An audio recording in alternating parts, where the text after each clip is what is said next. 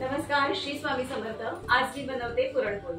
चला तर मग सुरुवात। 3 वाट्या डाळ 2-3 तास भिजत घालून ठेवली होती। आता मी ही एका भांड्यामध्ये काढून घेते, एका टोपामध्ये। आधी मी स्वच्छ डाळ धुतली आणि त्यानंतर भिजत घालून ठेवली। डाळ भिजत घालून ठेवली ना की छान शिजते, त्यामुळे भिजत घालून ठेवायची आधी। डाळ एका टोपामध्ये काढून घेतली आहे, याच्यामध्ये पाणी घालून घेते। आता ही डाळ मी कुकरला लावून घेणार आहे आणि कुकरच्या 4 शिट्ट्या काढून घेते। शिजते तोपर्यंत मैदा भिजवून घेते। इथे मैदा घेतलेला आहे, त्याच्यामध्ये थोडंसं चवीपुरतं मीठ घालून घेते आणि अर्धा चमचा मी हळद घालून घेते याच्यामध्ये।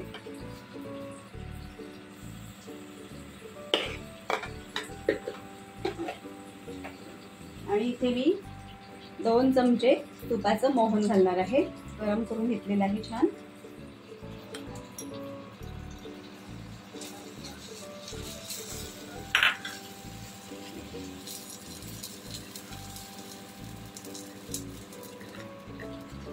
छान मिक्स करून घेतलं, मैद्यामध्ये मोहन घालून घेतलं। आता थोडं थोडं पाणी घालून छान भिजवून घेतलं।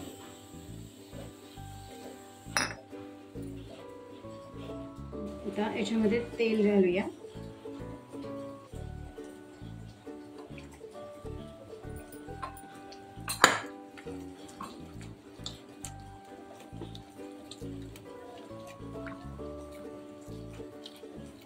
आणि छान मळून घेते तेल घालून पण। बघा, तेल घालून छान मी मळून घेतलं परत एकदा। आणि आता पुन्हा एकदा तेल घालून ठेवूया याच्यामध्ये।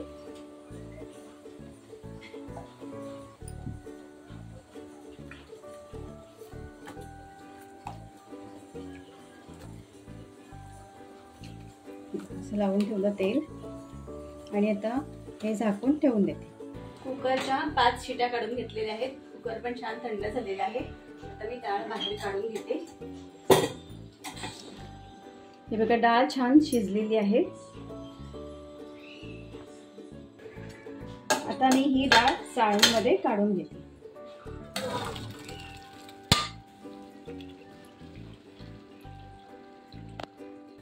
हे बघा, पाणी सगळं निथळून घेतलेलं आहे डाळीतलं। आणि आता हे पाणी आहे, याची आपण आमटी बनवणार आहोत, कटाची आमटी। आता ही डाळ मी एका मोठ्या टोपामध्ये काढून घेते।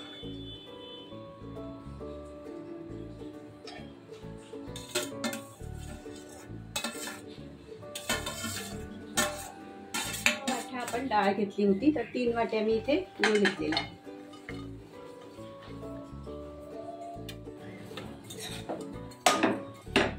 हे आपण छान ढवळून घेऊया। गूळ छान याच्यामध्ये विरघळून घ्यायचा। बघा, गूळ छान विरघळलेला आहे। अजून थोडा वेळ डाळ आपण आटवून घ्यायची आहे, घट्ट थोडी करायची आहे। हे बघा, आता डाळ छान थोडी घट्ट झालेली आहे। याच्यामध्ये मी आता वेलची पावडर घालून घेते आणि आता गॅस बंद करते। आता ही डाळ पुरण यंत्रातून मी बारीक करून घेणार आहे।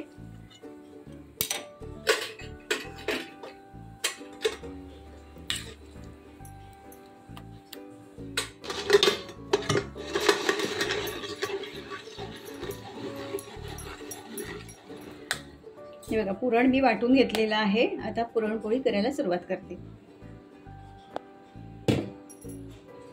हे आपण मगाशी भिजवून ठेवलेलं मैदा,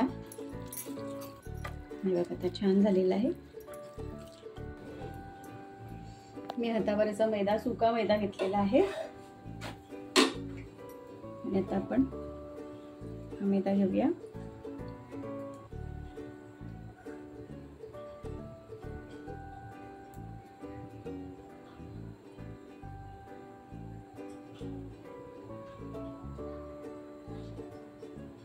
त्याच्यामध्ये पुरण भरून घेणार आहोत।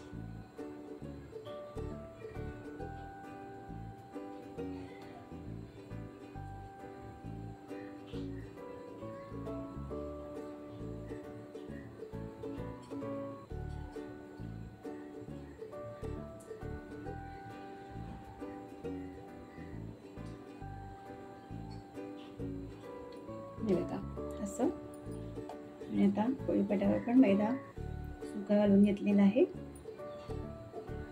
आता मी लाटून घेते पोळी.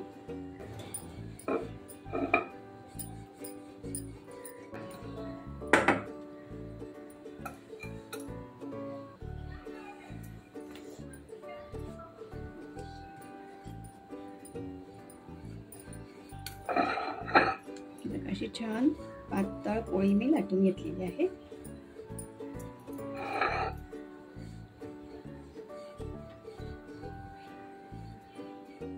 हे बघा पोळी कशी पातळ छान लाटून घेतलेली आहे आणि तवा छान गरम झालेला आहे. तव्यामध्ये घालून घेते. हे बघा थोडा वेळ झाला की आता ही आपण अशी पलटून घेणार आहोत आणि छान अशी कॉटनच्या कपड्याने अशी दाबून पोळी छान भाजून घेऊ. छान मी अशी कॉटनच्या कपड्याने दाबून पोळी भाजून घेतली आहे. आता आपण या साईड छान भाजून घेऊया.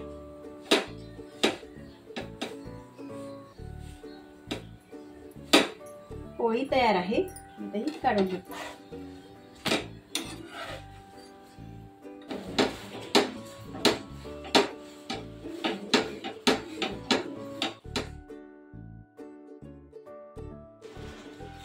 सगळ्या पोळ्यांना मी आता तूप लावून देते.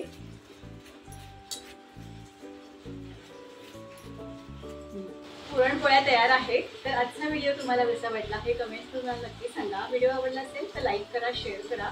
चॅनलवर नवीन असाल तर सबस्क्राईब करायला विसरू नका. बाजूला जे बेल आयकॉन आहे ते सुद्धा क्लिक करा. धन्यवाद.